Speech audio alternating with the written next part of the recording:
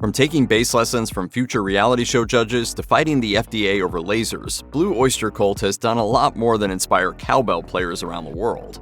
Why don't you lay down that cowbell right now? With us. Guitarist Donald Roser and drummer Albert Bouchard first decided to start a band while attending Clarkson University in upstate New York. According to Blue Öyster Cult's website, they performed as the Disciples and built a local following playing college parties and local bars. But after changing their name to Travesty and dropping out of school, the group broke up. Roser returned to his native Long Island, and Bouchard briefly joined another band in Chicago. Before long, that project also ended, and he returned to New York to start another band with Roser. By that point, Roser, who goes by Buck Dharma on stage, had met music critic Sandy Pearlman. Under Pearlman's management, Roser and Bouchard started a band called Soft White Underbelly. The project was signed to Elektra Records, and they went on to record several albums under several names that went unreleased. While they were signed with Elektra, singer and guitarist Eric Bloom also joined the band. With Bloom came another name, Oaxaca, and a heavier sound. Eventually, Elektra dropped them, and they changed their name again to Stalk Forest Group. After losing their record deal, Bouchard's little brother Joe joined the band on bass. Finally, Pearlman renamed the group Blue Öyster Cult, which thankfully stuck. Once the band finally got rolling, Blue Öyster Cult's first two album covers were designed by artist Bill Golick. An outlandish architecture student who drew futuristic designs on a scroll, Pearlman instructed him to use eerie occult imagery to match the band's dark sound. Each album featured the same logo, which looks a bit like the symbol for the Greek titan Kronos if it were turned upside down. As Albert recalled to Record Collector, he came up with the symbol of Kronos Saturn that identified us immediately. Sandy saw that symbol first, so he hired Golick on the spot. I think he got $500 apiece for the first two records. After completing the second album cover, Golick vanished. Nobody in the band has heard from him since, but his place in rock history will live on forever. While touring for their 1976 album Agents of Fortune, Blue Öyster Cult decided to add lasers to their live show. The system cost more than $100,000 and required its own tractor trailer and specialized staff, including an optical physicist. The effects were ambitious and didn't always work, but they were powerful enough to ride on clouds in the middle of the day. As Pearlman described in a news report, the laser system meets all EPA standards and sure beats smoke-belching airplanes when you want to do some skywriting. But it wasn't long before the government caught wind of the production. According to the Daily News, the FDA's Bureau of Radiological Health flagged the lasers as dangerous. As an FDA spokesman said, lasers do produce potentially hazardous light radiation. Like any other light, there is a potential burn hazard. It's like holding a magnifying glass to the sunlight. While no serious incidents were reported, the representative suggested that the radiation could be harmful if it came into contact with someone's eye. According to the Washington Post, the FDA issued a warning to Blue Öyster Cult, asking them to redesign the laser system to decrease its power or keep it from coming in contact with the audience. The band agreed, not that they had much choice. As an FDA rep noted, "They've talked to people here and they've worked things out. Most of the groups get pretty cooperative when they find we might shut down one of their concerts." Yeah, you can try. But in the end, you're just gonna lose big time because the world is run by the man. Agents of Fortune included Blue Öyster Cult's most iconic song, 1976's Don't Fear the Reaper. In addition to being the band's highest charting hit, it's still used in popular media almost 5 decades after its release. Horror author Stephen King referenced the lyrics in his post-apocalyptic novel The Stand, and the track was used for the opening scenes of the book's TV adaptation in 1994. The song has also made it into various other films and TV series, including John Carpenter's Halloween.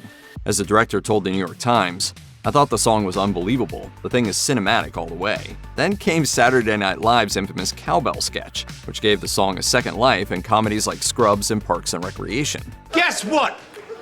I got a fever. And the only prescription is more cowbell. As Dharma reflected, it had been used as a go-to creepy thing, but Will Ferrell pretty much sabotaged that. More recently, the song has gone back to accompanying darker fare, such as a grim scene in Gone Girl and the 2020 The Stand miniseries. This is a relief to Dharma, who wants the song played at his own funeral. Howard Stern may have a lot of enemies, but Blue Öyster Cult is not among them. In fact, Stern revealed Bloom as his cousin when he and Buck Dharma made an appearance on his show. My cousin's here. I don't know, we have a strange relationship. He's really not even my cousin. Stern clarified that Bloom had actually married into the family, and the radio host had never even met Bloom's partner. But that's not where Stern's connection to Blue Öyster Cult ends. He also contributed a spoken word intro to their song When the War Comes from the 1985 album Club Ninja. On his website, Joe Bouchard explained that he'd been a fan of Stern's show and thought he'd be a great fit for the song. The timing was ideal for Stern, as he'd just been fired by WNBC. Joe reflected, He had just been fired, so he might have some fire and brimstone in his voice, and he did. He brought it to the table. Stern isn't the only surprise guest to appear on a Blue Öyster Cult song. When the band was tracking their 1987 album The Revolution by Night, they called in the big guns to play on their song Shooting Shark. Randy Jackson from American Idol.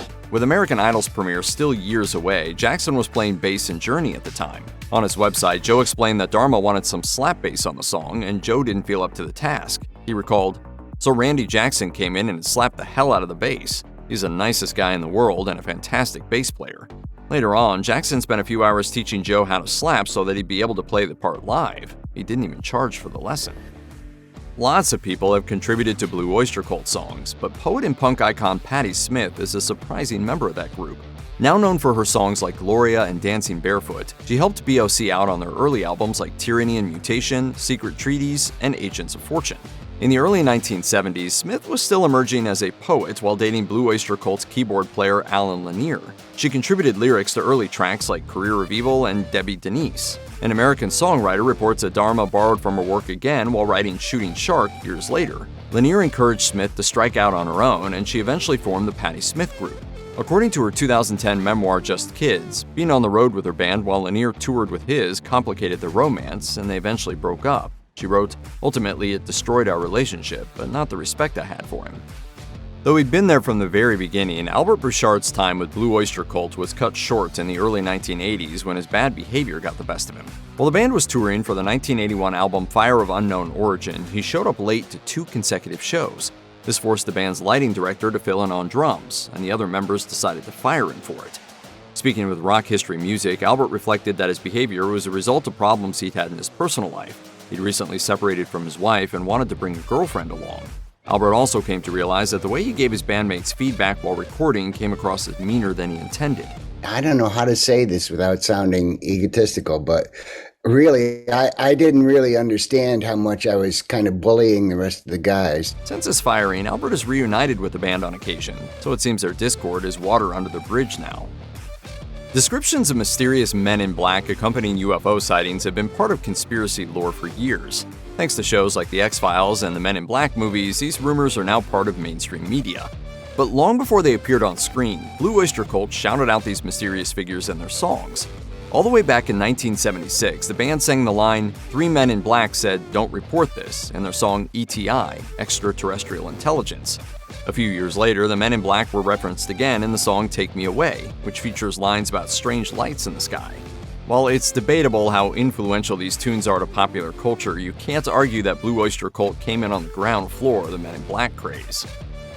In 2024, Blue Öyster Cult released their 15th studio album, Ghost Stories, and while it may be their latest release, the tunes are decades old. All the songs were written in the late 1970s and early 80s, and the only reason they didn't make it onto previous records was space. Speaking with Goldmine, Dharma explained that vinyls could only contain so many songs, but if CDs had been around at the time, many of those tracks would have come out on other albums. They were long forgotten until Dharma and Bloom found the tapes and were blown away by what they heard. As Dharma reflected, "It was a big surprise that Ghost Stories sounds like a lost BOC record from the day." The pair wanted to release those old songs, but there was one problem. The quality was not up to snuff, so they turned to technology to clean up the sound. They explained, "Where the multi-track tapes existed, we used the multi-tracks, and where they didn't, we used the stereo mixdowns, and then deconstructed those with the AI technology of today. We just hoped the AI they used didn't mute any cowbell." I'm telling you, fellas, you're gonna want that cowbell.